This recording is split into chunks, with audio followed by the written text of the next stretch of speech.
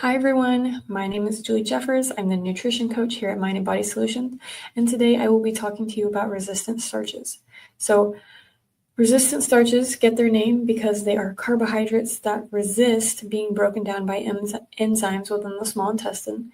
Instead, they pass through to the large intestine and ferment, and they serve as prebiotics, which feed the beneficial bacteria within our gut, also known as probiotic bacteria. Because these starches are not broken down within the small intestine, they do not have such a large impact on blood glucose levels. Some benefits of consuming resistant starches include improved gut health, improved glycemic control, an increased feeling of fullness because a lot of this comes from fiber, treatment and prevention of constipation, decreased cholesterol, and a lower risk of colon cancer.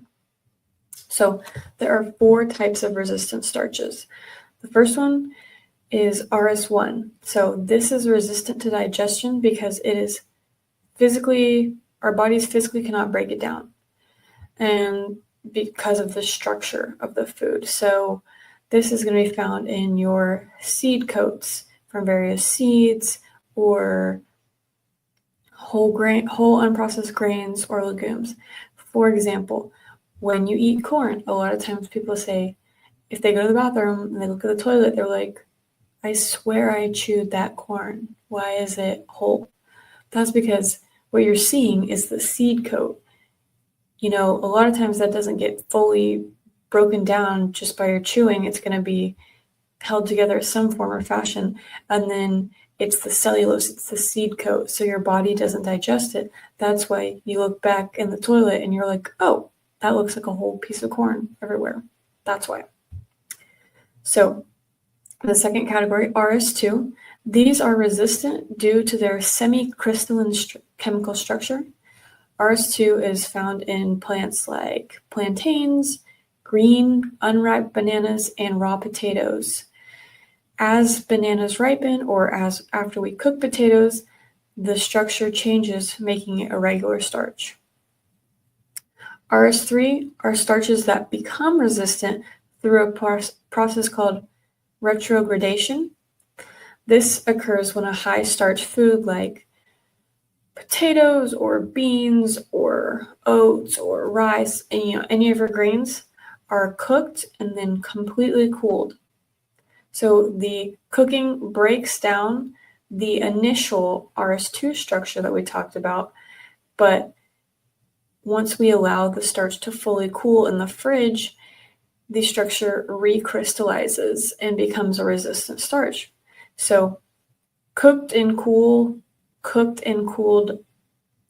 starchy foods can be reheated, although there is some debate, how much resistant starch quality is lost. But if anything, it's going to be significantly different of, if you made mashed potatoes one night for dinner and you have them fresh and hot versus if you have them as leftovers the next day, the leftovers are going to be a resistant starch, whether it's 100% resistant starch or 75 because you heat it up in the microwave. I'm not telling you need to eat your leftovers cold. I'm not saying that. And then lastly, RS4. These are chemically modified resistant starches that are not naturally occurring in foods. They are created in labs.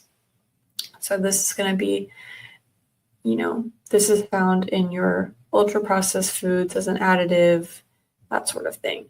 So how can you get resistant starches into your diet?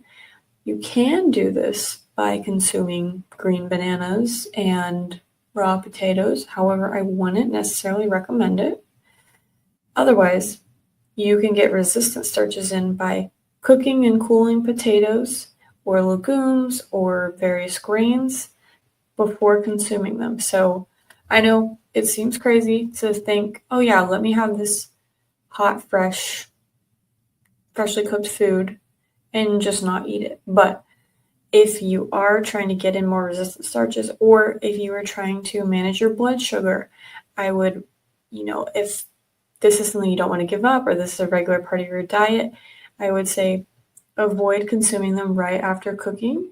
Allow them to fully one, fully come to room temperature before putting them in the fridge, but allow them to cool down and then put them in the fridge, and then the next day have them as leftovers. That structure will have changed, and you will then have a resistant starch that not only will have a lesser impact on blood sugar, but it'll also benefit your gut bacteria or your gut microbiome, sorry. And that's all I have for today. So I hope you learned something. I hope you learned that you should learn to love leftovers. I feel like that's the takeaway here. Leftovers are your friend. So I will see y'all next time.